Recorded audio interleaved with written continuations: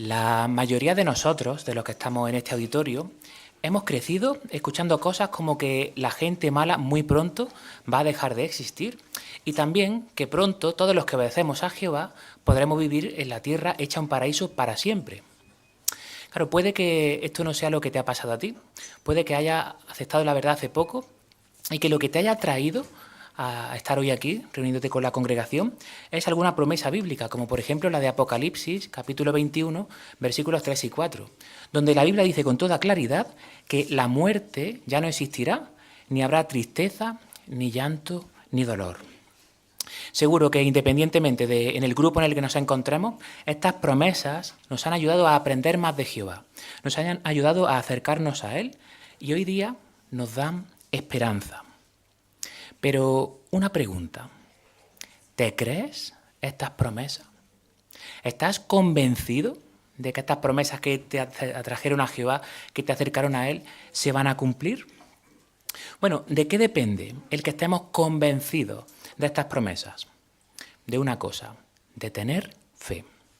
Para confiar en las promesas que Jehová nos ha hecho, es importante que tengamos una fe fuerte, que estemos convencidos de que lo que la Biblia promete se va a cumplir. Pues teniendo en cuenta la importancia, ¿no?, de tener una fe cada vez más fuerte, ¿qué nos puede ayudar a que esta fe, pues precisamente sea eso, ¿no?, sea una fe fuerte? Pues vayamos a la Biblia, por favor, a la segunda carta de Pedro, el capítulo 1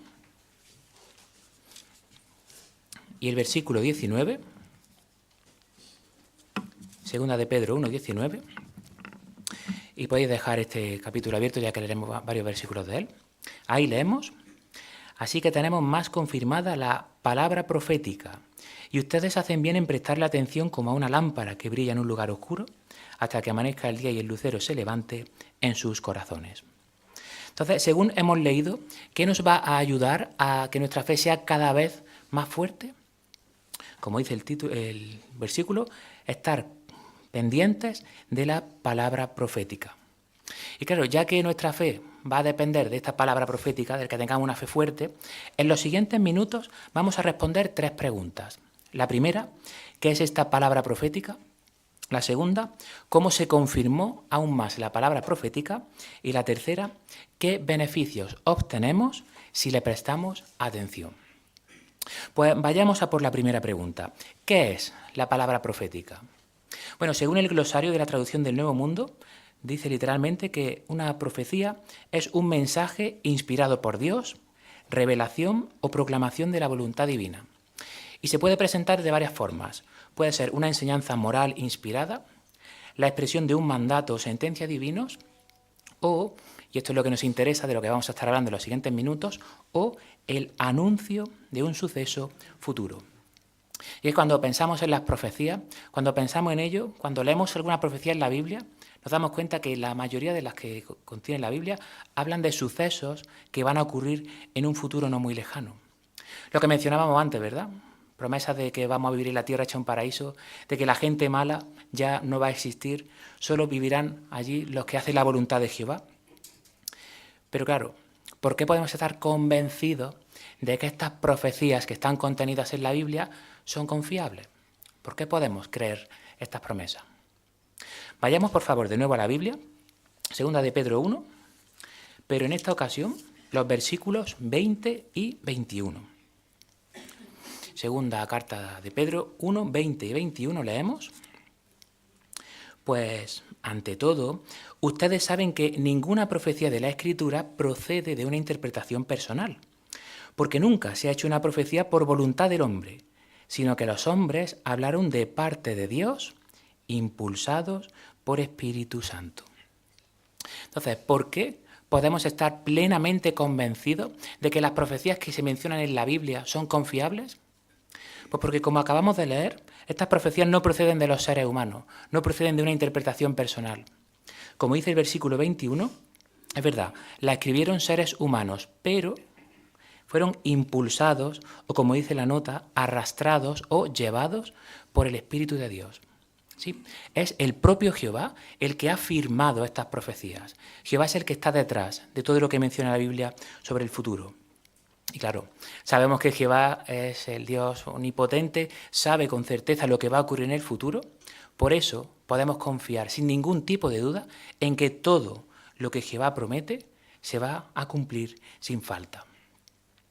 Bueno, pues una vez que hemos establecido esto, ¿no?, que sí podemos confiar en las profecías porque vienen de parte de Jehová, una pregunta. ¿Cuál pensáis, si tuviéramos que ponerle un título al hilo argumental de las profecías, o si fuera una película, qué título pensáis que tendrían las profecías de la Biblia? ¿No es cierto que sería el reino de Dios? ¿Y por qué? ¿Por qué podemos decir que el hilo argumental de las profecías es el reino de Dios? Bueno, pues porque el reino es la herramienta que Jehová ha diseñado, la herramienta que Jehová ha preparado para que su propósito se cumpla sin falta. Gracias a este gobierno, gracias al reino de Dios, con Jesús como rey, Jehová va a santificar su nombre, va a acabar con sus enemigos y hará que se cumpla su propósito para la tierra y para la humanidad. Por eso podemos decir que la gran mayoría de las profecías giran en torno al reino de Dios. Bueno, ya tenemos el título de la película, ¿no? El reino de Dios. Pero ¿quién es el protagonista? ¿Quién es el actor principal? La Biblia lo describe de una forma muy clara en Apocalipsis, capítulo 19, que podemos leer juntos, por favor. Apocalipsis 19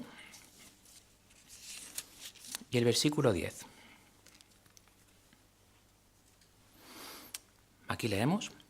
Ante esto caí a sus pies para adorarlo, pero él me dijo, cuidado, no hagas eso. Yo solo soy un esclavo como tú y tus hermanos que tienen la misión de dar testimonio acerca de Jesús. Adora a Dios, porque el testimonio acerca de Jesús es lo que inspira las profecías. Por lo tanto, según acabamos de leer, ¿quién es el actor principal de las profecías de la Biblia? Jesús, el Hijo de Dios. ¿Y por qué? ¿Por qué decimos esto? Bueno, hemos mencionado antes que Jesús es el rey que Jehová ha escogido para reinar en el reino de Dios. Por lo tanto, Jesús es la figura central en torno al que gira el propósito de Jehová. ¿Y por qué es importante saber esto? Porque es importante reconocer el papel tan importante que tiene Jesús en las profecías. Pues porque si no lo aceptamos, si no aceptamos que Jesús es la figura principal de las profecías bíblicas, pues no podemos entender estas profecías. Desde Génesis a Apocalipsis, las profecías que se mencionan ahí tienen a Jesús como figura o como actor principal. Bueno, para resumir este primer punto, hemos visto que la palabra profética que se menciona en 2 de Pedro 1,19 es un mensaje inspirado por Dios y en este caso se está centrando en predicciones sobre el futuro. También hemos visto que el argumento o el título de las profecías de la Biblia es el reino de Dios. Y también hemos visto en Apocalipsis 19:10 que el actor principal o la figura principal de las profecías que menciona la Biblia es Jesucristo, el Hijo de Dios, en su papel como Rey del reino. Bueno, visto esto, hemos visto también que en 2 de Pedro capítulo 1, versículo 19, hablando de la palabra profética, decía que tenemos esa palabra todavía más confirmada. Y esto nos da pie a responder la segunda pregunta que vamos a ver en este discurso. ¿Cómo se confirmó aún más esta palabra profética? Pues acompañarme, por favor, de nuevo a la Biblia. Segunda carta de Pedro, capítulo 1. Pero en esta ocasión, los versículos 16 y 18. Segunda de Pedro 1, 16 y 18, leemos. No, nosotros no les dimos a conocer el poder y la presencia de nuestro Señor Jesucristo siguiendo cuentos falsos ingeniosamente elaborados, sino que fuimos testigos oculares de su esplendor. Porque Él recibió honra y gloria de parte de Dios el Padre, cuando la espléndida gloria le transmitió palabras como estas. Este es mi Hijo amado, Él tiene mi aprobación. Sí, nosotros oímos estas palabras que venían del cielo mientras estábamos con Él en la Santa Montaña. Bueno, aquí el apóstol Pedro está hablando de un suceso, como dice el versículo 16, del que él fue testigo ocular, que sirvió para verificar, para confirmar aún más la palabra profética. ¿Qué suceso fue este? Bueno, algunas pistas. Dice el versículo 17 que en ese momento recibió honra y gloria de parte de Jehová, hablando de Jesucristo. Y también que se escuchó la voz de Jehová diciendo: Él tiene mi aprobación. Bueno, ¿a qué suceso se estaba refiriendo el apóstol Pedro cuando estaba escribiendo estas palabras? Bueno, fue un suceso que ocurrió después de la Pascua del año 32 de nuestra era. Como menciona el versículo, dice que estaban junto con Jesús en la Santa Montaña, probablemente en el Monte Hermón. Este suceso fue el que podemos ver en la primera imagen de este discurso, la transfiguración de Jesús. Bueno, ¿y qué ocurrió? ¿Qué es este suceso? Bueno, en el Evangelio según Mateo, el capítulo 17, a partir del versículo 1, aquí el evangelista narra muy bien lo que podemos ver en esta imagen. Ahí el relato menciona que Jesús se fue con 3 de sus amigos, de sus apóstoles más allegados, Pedro, Santiago y Juan, a una montaña. Y dice que una vez estando en esa montaña, Jesús se transfiguró. Bueno, ¿y qué es esto de una transfiguración?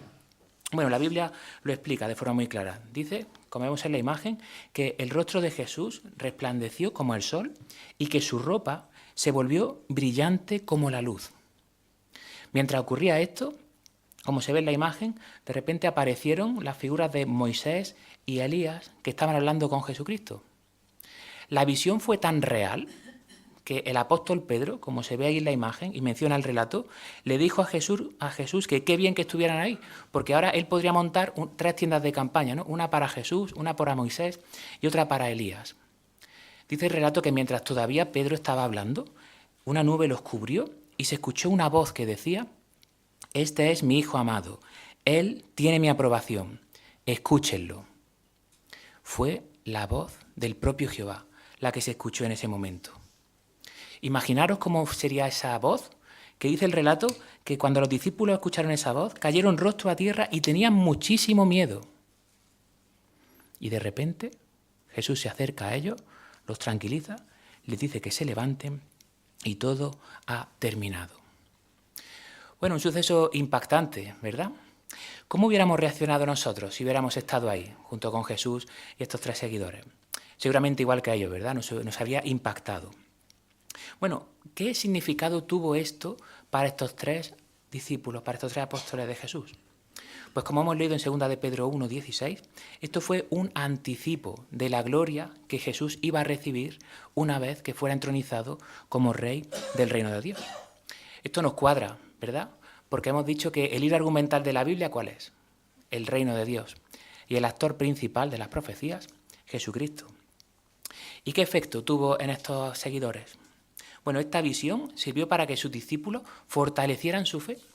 Y era algo que les iba a servir mucho en el futuro, porque iban a afrontar pruebas de fe muy grandes. Y esta visión seguro que los fortaleció. Bueno, fue tan impactante esta visión, que Pedro, unos 30 años después, cuando escribió la carta que hemos leído, aún recordaba esta visión. Muchas gracias por la imagen. Bueno, ¿y qué efecto debería tener en nosotros esta transfiguración, ¿no? Este suceso que ocurrió hace ya casi 2000 años? Bueno, es verdad que nosotros no hemos sido testigos presenciales de esta visión, pero sí sabemos lo que ha estado ocurriendo a lo largo de la historia. Pedro, Santiago y Juan pudieron ver un anticipo de la gloria de Jesús como rey del reino de Dios. Pero nosotros hemos podido ver las diferentes pruebas y evidencias que demuestran que Jesús comenzó a reinar, o como dice el apóstol Pedro, se levantó como el lucero en el año 1914. Todos los que estamos aquí presentes somos testigos de que el reino de Dios ya está gobernando, que es una realidad y de que se están cumpliendo todas las profecías relativas a este gobierno. Bueno, pues ya hemos respondido, mejor dicho, la segunda pregunta de este discurso. ¿Cómo se confirmó aún más la palabra profética? Y como acabamos de ver, fue mediante la transfiguración, ¿no? Este suceso que presenciaron 3 apóstoles de Jesús, 3 amigos de él. Esto fortaleció su fe y también nos ayuda a nosotros a confiar en que lo que dice la Biblia sobre el futuro se va a cumplir sin falta. Pues esto ya nos permite pasar a la tercera y última pregunta de este discurso. ¿Qué beneficios obtenemos si le prestamos atención a las profecías bíblicas? Bueno, pues vamos a ver por lo menos 2 beneficios que obtenemos. El primero lo encontramos de nuevo en 2 de Pedro, capítulo 1, y el versículo 19 otra vez. Segunda de Pedro 1:19, el primer beneficio de prestar atención a las profecías. Así que tenemos más confirmada la palabra profética y ustedes hacen bien en prestarle atención como a una lámpara que brilla en un lugar oscuro hasta que amanezca el día y el lucero se levante en sus corazones. Sí, el primer beneficio es que las profecías, como acabamos de leer, actúan como una lámpara en un lugar oscuro. Es decir, las profecías arrojan luz. Pero, ¿de qué manera?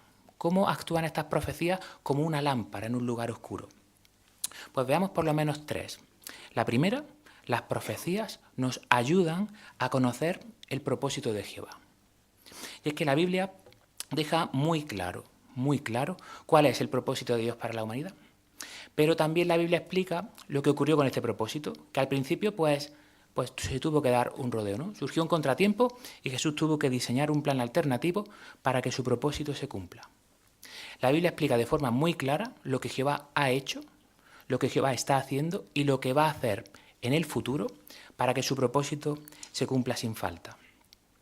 Cuando pensamos en esto, saber que Jehová tiene un propósito, cuando vemos todo lo que Jehová está haciendo por nosotros y por su organización, esto también nos da a nosotros un propósito en nuestra vida.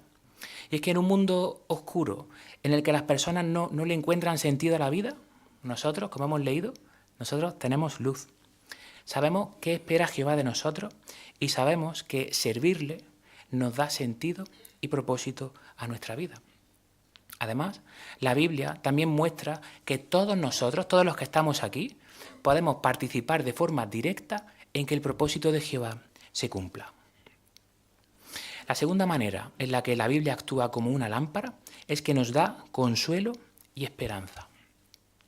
Si ahora saliéramos aquí afuera y le preguntáramos a alguno de nuestros vecinos ¿cómo está el mundo? ¿Cómo te encuentras? ¿Qué perspectiva de vida tienes? ¿Qué pensáis que nos dirían? ¿No es cierto que muchas de ellas, pues según van pasando los años, según se van haciendo mayores, ven que su vida se va terminando y simplemente aceptan el final con resignación? Pero qué bueno, ¿verdad? Que la Biblia nos da una esperanza maravillosa. Lo que comentábamos al principio, la esperanza de vivir para siempre en la tierra hecho un paraíso, de vivir en un mundo tranquilo, en paz, sin problemas, sin estrés, sin enfermedades. Estas promesas, que muy pronto se van a cumplir, nos ayudan a afrontar el futuro con esperanza. Pero estas promesas no solo nos benefician en el futuro, sino que ahora también tienen un efecto positivo. ¿Por qué? Porque estas promesas también nos consuelan. Por ejemplo, si tristemente hemos perdido a un ser querido en la muerte, ¿verdad que nos reconforta mucho la esperanza de la resurrección? O si ahora por los quehaceres de la vida, por el trabajo, por las presiones de este sistema, estamos estresados, estamos angustiados, ¿verdad que el conocer estas cosas, que pronto viviremos en paz y tranquilidad, ahora también nos relaja y nos tranquiliza? O si estamos pasando por alguna enfermedad, seamos nosotros o tal vez algún miembro de nuestra familia, ¿no es cierto que aunque tengamos la enfermedad, el pensar que en el futuro nadie dirá estoy enfermo, nos ayuda a aguantar ahora? O si ya estamos más mayorcitos, ya vemos que los años van pasando, que ya no estamos como cuando éramos más jóvenes, ¿verdad que nos anima a seguir ahora el saber que muy pronto Jehová nos va a convertir, nos va a volver a nuestra juventud, a nuestros mejores años? La Biblia nos da luz y alegría en un mundo oscuro y lúgubre. Y la tercera forma en la que la Biblia o las profecías actúan como una luz es que nos permiten entender el significado de los acontecimientos de la actualidad. De nuevo, si ahora saliéramos a la calle y preguntáramos, bueno, las cosas que vemos hoy en día en televisión, ¿a qué se deben? ¿Verdad que las personas no sabrían cómo responder? Las personas, cuando ven los desastres naturales, las guerras, las enfermedades, las imágenes espantosas, ¿no?, que vemos en televisión, la gente está desorientada. No sabe muy bien ni lo que está pasando, ni por qué, ni hacia dónde nos dirigimos. Están en total oscuridad. Pero ¿y nosotros? Qué diferencia, ¿verdad? Nosotros, gracias a las profecías, sabemos que todo lo que está ocurriendo no es casualidad. Sabemos que estamos viviendo en los últimos días, es más, en la parte final de los últimos días. Y sabemos por nuestro estudio de la Biblia que en este periodo de tiempo habría guerra, terremotos, falta de cariño, personas egoístas, escenas espantosas. De nuevo, vemos la luz. Podemos entender qué pasa, por qué pasa y el momento de la historia en el que nos encontramos.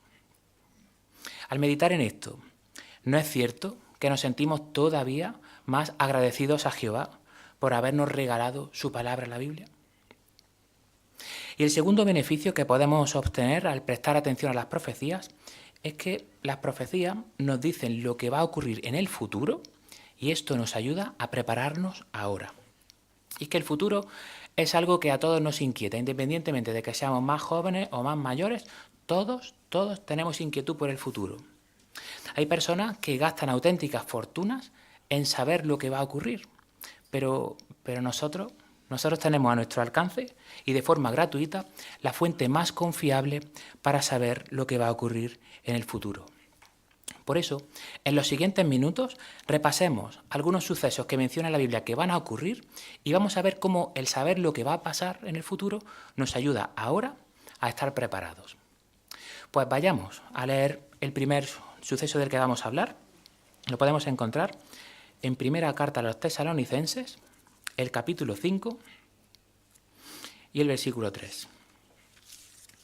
Primera a los Tesalonicenses 5:3. Aquí leemos: cuando ellos, refiriéndose a los gobernantes, estén diciendo paz y seguridad, entonces vendrá sobre ellos destrucción repentina, como los dolores de parto de una mujer embarazada, y de ninguna manera escaparán. Bueno, ¿de qué suceso está hablando aquí la Biblia? Del que podemos ver en la imagen. El grito de paz y seguridad. Llegará un punto en la historia de la humanidad en el que los gobiernos parecerán que han conseguido la paz y la seguridad a nivel global. Y esto para muchas personas significará algo bueno, le dará cierta tranquilidad. Pero, ¿qué dice la Biblia que va a ocurrir? Dice que cuando digan estas palabras, dice destrucción repentina les va a venir. Bueno, ¿cómo nos ayuda a nosotros el saber esto? Bueno, puede que este grito de paz y seguridad al pueblo de Jehová nos sorprenda. Puede que nos sorprenda. Pero lo que no nos va a sorprender es lo que va a ocurrir después. Sabremos que esto será una mera ilusión. Sabremos que después vendrán sucesos y que Jehová va a intervenir en los asuntos de la humanidad. Otro suceso que también menciona la Biblia que va a ocurrir y que pues no se sabe si será antes o después de este grito de paz y seguridad es lo que podemos leer en el último libro de la Biblia, en Apocalipsis, capítulo 17 y el versículo 16. Apocalipsis 17, 16. Aquí leemos: los 10 cuernos que viste y la bestia salvaje odiarán a la prostituta y la dejarán en ruinas y desnuda. Se comerán su carne y a ella la quemarán por completo con fuego. Bueno, lo que acabamos de leer es lo que podemos ver en la siguiente imagen. Aquí se habla de 10 cuernos que, según el versículo 12 de este mismo capítulo, representan a los 10 reyes de toda la tierra, es decir, ¿no?, que van a acabar con una prostituta que representa a la religión falsa. ¿Sí? Esta bestia salvaje, que representa a los gobiernos de la tierra, que le van a dar su autoridad a las Naciones Unidas, acabará con la religión falsa. ¿Qué va a suponer eso? Pues lo que vemos en la segunda imagen, ¿no?, que va relacionada.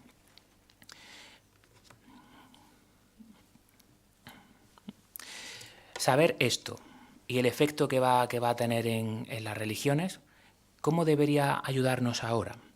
Bueno, saber esto debería ayudarnos a estar separados completamente de la religión falsa, porque sabemos que muy pronto va a ser destruida por completo. Esto es para nosotros, pero también nos motiva a ayudar a otras personas a que salgan de la religión falsa para no recibir el castigo que Jehová tiene previsto para ella. Muchas gracias por la imagen. Pero claro, hemos dicho que este suceso va a suponer que se acaba con la religión falsa. Pero ¿qué va a pasar entonces con la religión verdadera? ¿Dice la Biblia algo sobre lo que va a ocurrir con nosotros durante este periodo de tiempo? Vayamos al libro de Ezequiel, capítulo 38, por favor. Ezequiel, capítulo 38. Y en el versículo 2 sale a escena un personaje que la Biblia se lo identifica a Gog de la tierra de Magog. Y en los versículos 8 y 9 la Biblia indica lo que va a hacer este personaje una vez que ocurra esto, ¿no? Que se destruye a la religión falsa. Ezequiel 38, 8 y 9 leemos: Después de muchos días se te prestará atención. En la parte final de los años, tú invadirás la tierra de un pueblo que ha sido restaurado tras los ataques de la espada, que ha sido juntado de entre muchos pueblos y traído a las montañas de Israel, que habían estado devastadas por mucho tiempo. Los habitantes de esta tierra fueron traídos de vuelta de entre los pueblos y todos ellos viven seguros.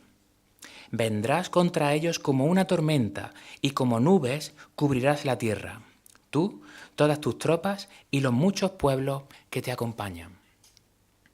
Bueno, ¿qué va a hacer este personaje, Gog, de la tierra de Magog, que representa a una coalición de naciones cuando la religión falsa haya sido destruida? Bueno, la Biblia indica que pondrá su atención, como acabamos de leer, en el pueblo de Jehová. Como vemos en la imagen que está en pantalla. Como dice el relato, vendrá como una tormenta, lo cubrirá como una nube y vendrá con su ejército con la intención de acabar con el pueblo de Jehová.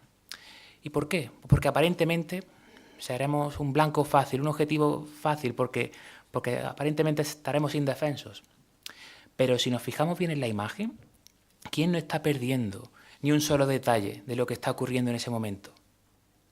Jesús, los ungidos que estarán reinando con él y el propio Jehová no perderán ni un detalle de lo que esta coalición de naciones va a hacer contra su pueblo. Y no se van a quedar de brazos cruzados.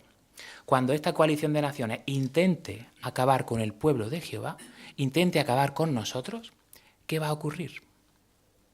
Lo podemos leer en el último libro de la Biblia, en Apocalipsis, capítulo 16, versículo 16. Apocalipsis 16, 16, leemos. Y reunieron a los reyes en el lugar que en hebreo se llama Armagedón. Sí, cuando esta coalición de naciones intente acabar con nosotros, intente acabar con el pueblo de Jehová, Jehová no se va a quedar de brazos cruzados. Como vemos en la imagen, Jehová actuará, Jehová saldrá en favor de su pueblo, defenderá a su pueblo y acabará con sus enemigos. Ahora sí, el propósito de Jehová, gran parte de su propósito, se habrá cumplido y nosotros podremos ser espectadores de lujo en primera fila para ver cómo Jehová santifica su nombre. Muchas gracias por las imágenes. Bueno, tras repasar estos acontecimientos que van a ocurrir dentro de poco, ¿verdad que estamos cada vez más agradecidos a Jehová por habernos dado su palabra, por habernos dado las profecías y también por permitirnos entenderla? Pero claro, ¿qué espera Jehová de nosotros? ¿Simplemente que aceptemos y demos las gracias por lo que ha hecho por nosotros? Bueno, eso está muy bien, ser persona agradecida. Pero, ¿qué tenemos que hacer nosotros para presenciar estos acontecimientos que acabamos de narrar y poder disfrutar de las bendiciones que Jehová ha prometido? Pues la Biblia es muy clara. En Hebreos capítulo 10, versículo 38, ahí la Biblia dice que el justo vivirá por su fe. Por lo tanto, para beneficiarnos de estas promesas, tenemos que tener una fe fuerte. Tenemos que estar plenamente convencidos de que lo que Jehová promete se cumplirá sin falta. ¿Y qué nos va a ayudar a tener esa clase de fe? Dos cosas. Estudiar las profecías que ya se han cumplido, porque esto nos ayudará a confiar en lo que queda por cumplirse, y ahora estar pendientes de lo que ya se está cumpliendo. El resultado de hacer esto, el resultado de cultivar una fe fuerte, estaremos demostrando que confiamos en la palabra profética. Nuestra forma de vivir demostrará que realmente aceptamos y creemos que el fin de este sistema está muy, muy cerca y que queremos recibir las bendiciones de Jehová. Nos esforzaremos al máximo por enseñar a otros lo que Jehová ha prometido para el futuro. Por eso, queridos hermanos, como dice el título de esta conferencia, prestemos la atención a la palabra profética.